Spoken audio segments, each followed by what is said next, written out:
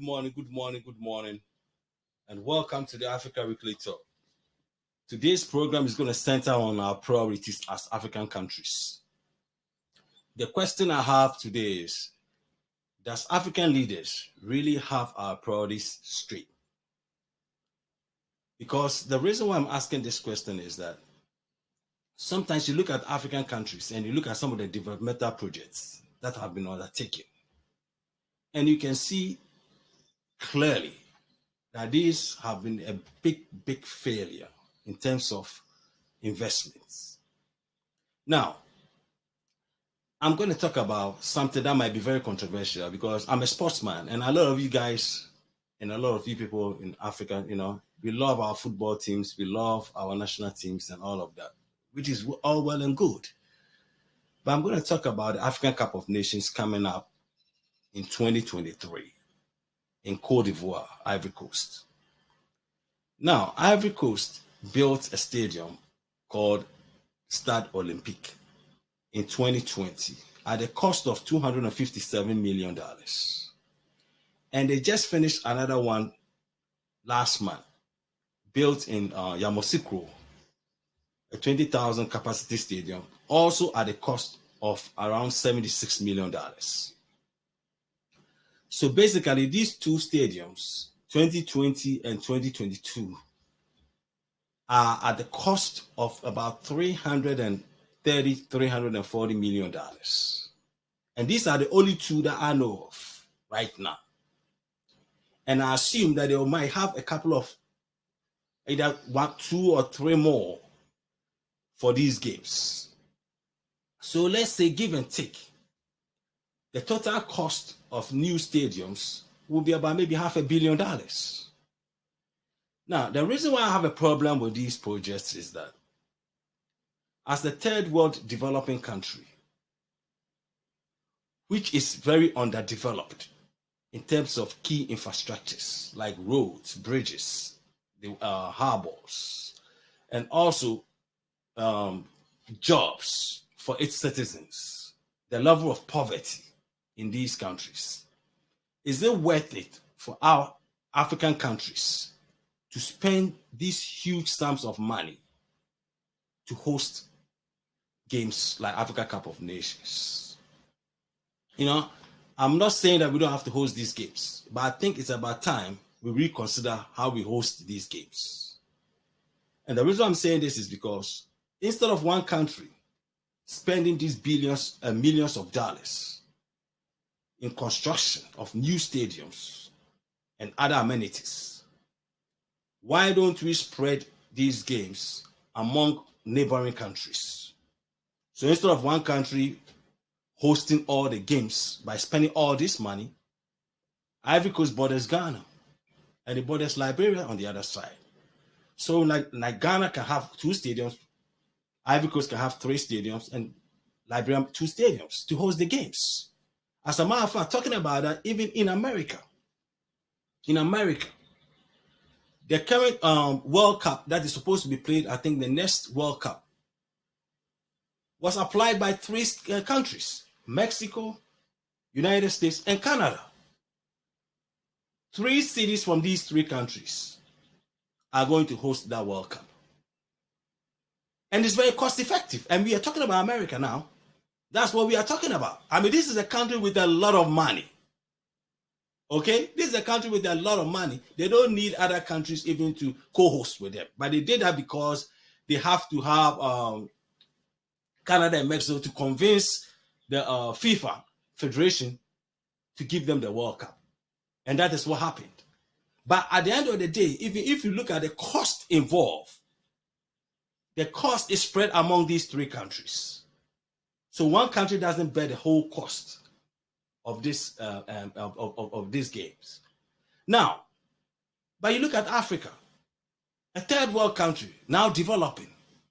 We're going to spend close to $500 million in the construction of stadiums for African Cup of Nations, and then after these games are over, most of these new stadiums we are talking about are going to be sitting down there empty.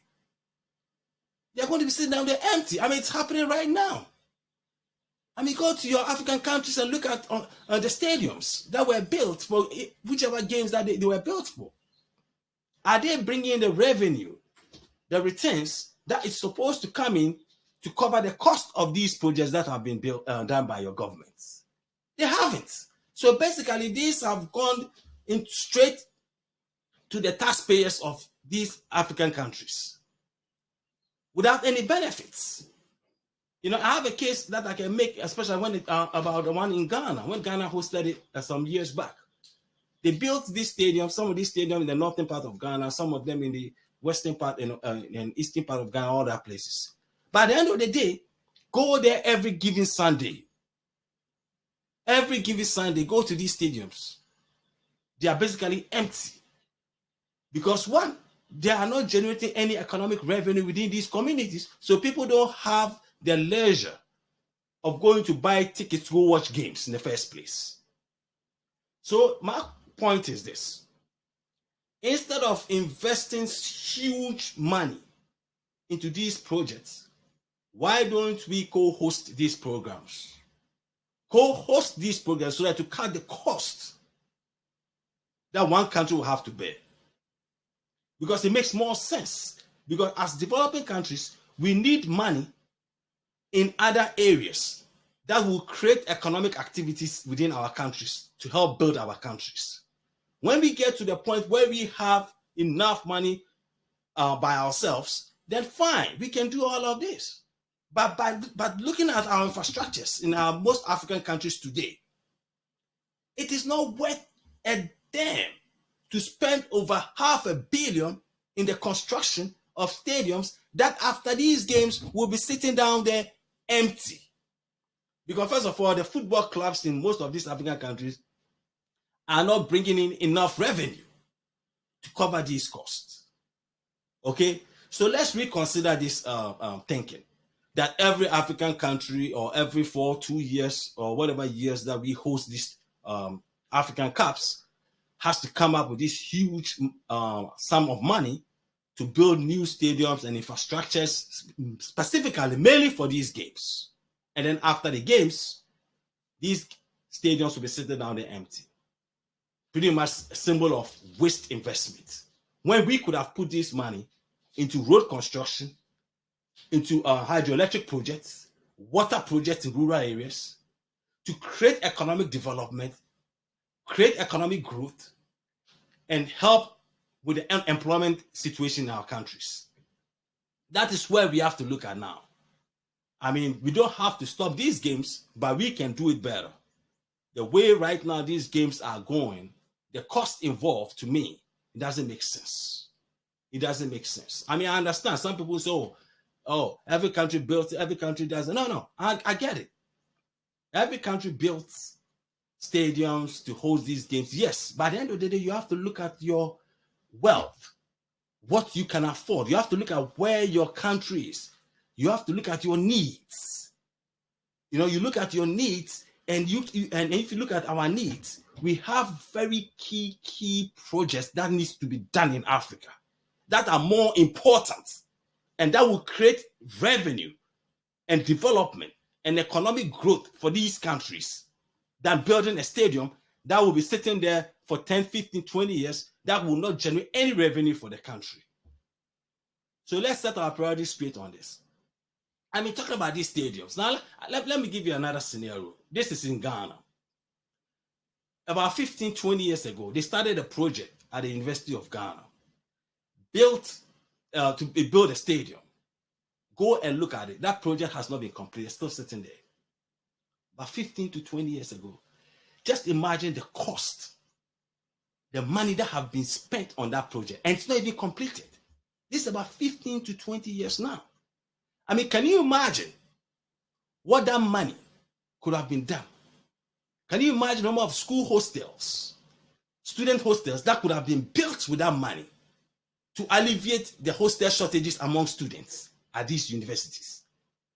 I mean, all these things could have been done. And some people say, oh, the University of Ghana didn't need a stadium. I mean, you just drive down 5-10 miles, you are at Accra Sports Stadium in Accra. If the university want to have games, they can just drive 5-10 miles. we're talking about 5-10 miles to Accra Sports Stadium, and even less than 5 miles or 4 miles, you are at Ewa Sports Stadium. So instead of constructing a whole stadium for university, that has not even been completed for almost 20 years now. Why couldn't we just have used that money to invest in the school, to build more hostels for the students? Something that the students will benefit from for the future development of the school. But go and look at the project. It's sitting down there for almost 15-20 years now. That project is sitting down there. And that's not the only one I'm talking about. There are so many things you can talk about that you ask yourselves, what kind of leaders have we been electing in Africa? Because if you look at some of these projects that have been undertaken by these leaders, it doesn't even make sense at all in no way. It doesn't even make sense. Now, even talking about Yamoussoukro. Yamoussoukro is where Houphouët-Boigny, former late President Félix Houphouët-Boigny of Ivory Coast, that's where he was born. And this Houphouët-Boigny built what he call a basilica, a cathedral, a basilica, the world's biggest church in Yamoussoukro. That building was commissioned, I think, 1990, at the cost of almost $200 million. Houphouët-Boigny spent about $180 to $200 million. He started this project in the mid-80s, and it was completed in 1990 at the cost of $180 million. We talk about 40-something years ago, or 30-something years ago. Almost $200 million to build a basilica, a church. Now, can anybody tell me that basilica in Yamoussoukro has done anything for the Ivorians to benefit from economically to cover that cost? When asked about it back then, Houphouët-Boigny said that was his own money. Where did Houphouët-Boigny get that money from? He was pretty much the president for life when he was alive in Ivory Coast. Where did he get that money from? But that is what happened. He spent almost $200 million of the people of Ivory Coast to build a basilica in his hometown of Yamoussoukro. And can anybody pinpoint any investment that have been wasted more than that in Ivory Coast? I don't think so. Can you imagine what $200 million in the mid-1980s, around 85, 86, 87, $200 million could have done in terms of development, in terms of creating of jobs, in terms of schools, in terms of hospitals, in terms of roads for this country? I mean, come on. But that's how much money this man spent on building a cathedral, the biggest cathedral in the world. And after commissioning that cathedral in 1990, what has it done for Ivory Coast? It's just sitting there. It's just sitting there. Nobody is even going there. Nobody is even going there. So basically, this thing was a wasted money, wasted investment on behalf of the citizens of Ivory Coast. Talking about Basilica.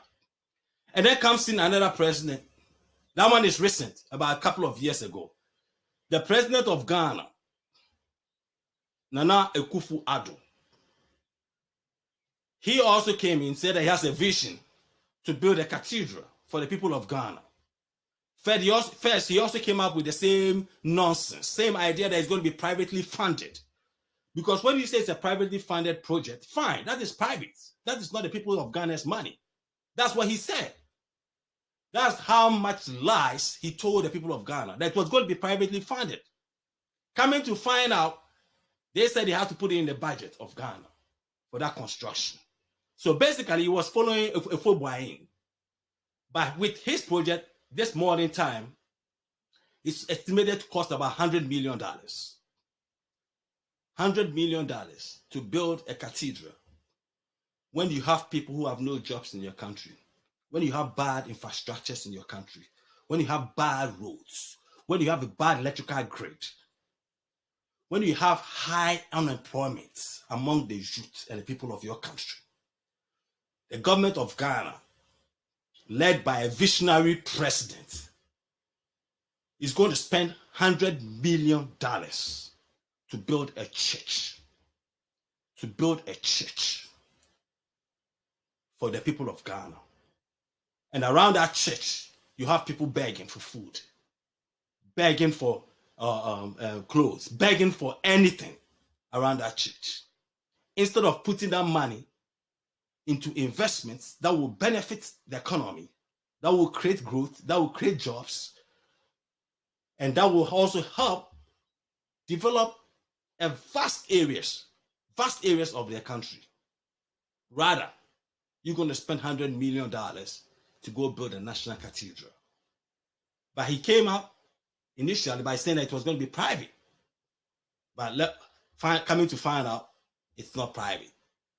The government is chipping in. I don't know how much the government is chipping in. But at the end of the day, why does the government of Ghana have to spend that much money when you have all that poverty, when you have all that unemployment, when you have all that underdevelopment, roads, rural areas, water projects?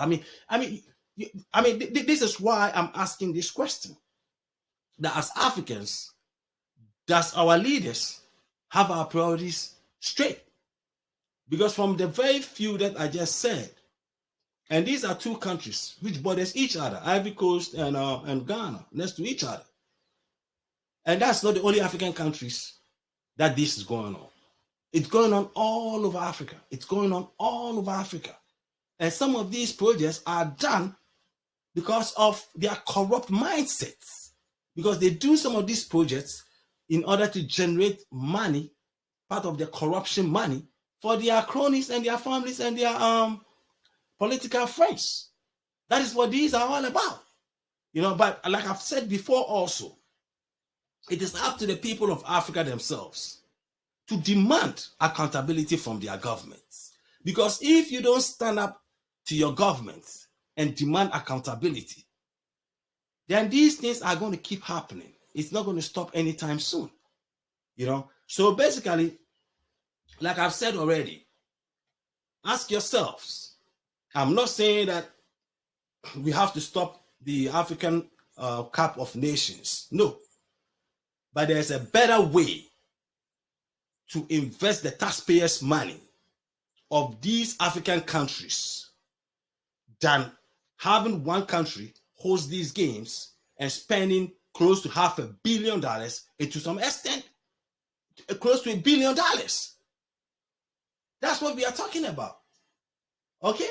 We are a third world country. We are now developing. If we have already been developed, that's a different story. But we are now developing. We are crawling. We are still crawling. We haven't even started walking yet. Okay? We are still crawling. So let's put our resources at the right places of development in our countries, so that we can create jobs, so we can create revenue, we can create growth.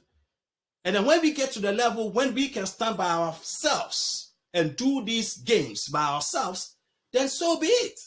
But right now, if you look at the level of development that we have in our various countries, and then at the same time, you look at how much money we are spending on these projects that is not going to bring us any returns. That is the whole thing. The whole thing is not about the project itself. It's the fact that these are not going to bring us any returns. If these projects are going to bring us returns, then it's understandable. Because at the end of the day, we're going to get something out of it. But they are not. And like I said before, go and look. Look at your various countries. Look at the stadiums. All these African countries have hosted these games. Go and look at your stadiums that were built. And look at the revenue that these stadiums are generating to your countries. And if they are generating enough revenue to cover the cost, please let me know. Because it's not. Because they are not. And people say, oh, in America they do it, in here they do. Let me tell you something about America. America, most of the stadiums that are built in America are privately owned by the teams, by the basketball teams and the football teams. Sometimes they might get a tax break from the cities, because the cities try to lure the teams in so that they build these stadiums, and then they can create jobs and all that stuff, and they get revenue from taxing them and all that. So they give them tax breaks here and there. But right now, even in America, most cities are not helping teams when it comes to construction of new stadiums. Period. They are not helping them because right now most cities are saying, look, they don't have money to help these rich billionaires to build their stadium for their teams. And most of these team owners are multi-billionaires and they have the money. So what they do? They're constructing these stadiums themselves. They are building these stadiums themselves. And at the end of the day, if you look at it, they have enough revenue. These are businesses. And they build these stadiums because, you know what? Every given Sunday, you go to an American sports stadium, it's full. They have their TV rights. They have all sort of rights they make, advertisement, naming rights that they put on their stadium. So they are generating enough revenue to cover these costs. So they just are profitable. So I don't want to hear people commenting that, oh, they do it here, they do it. No, this is about a business mindset. If you are going to get returns of your investment, then good. There's nothing wrong with that. But if you're not getting returns on that investment of construction of stadiums in Africa, then we have to reconsider how we host these games. We have to reconsider how we host these games. Rather, instead of each country hosting the game and costing one country a lot of money, let's spread it among maybe 3 countries, bordering countries: Ghana, Cote d'Ivoire, Liberia, and maybe Burkina Faso, so that these countries can use each stadium and their stadiums to help the other country. And then the host country will have one stadium that will be the opening ceremony and closing ceremony. I think that makes sense. Okay, so let's reconsider these things. Okay, this is my 2 cents. All right, so if it's Sunday, it's the Africa Weekly Talk. Tune in, and you always have some great stuff to hear from me. God bless you guys, and peace and love.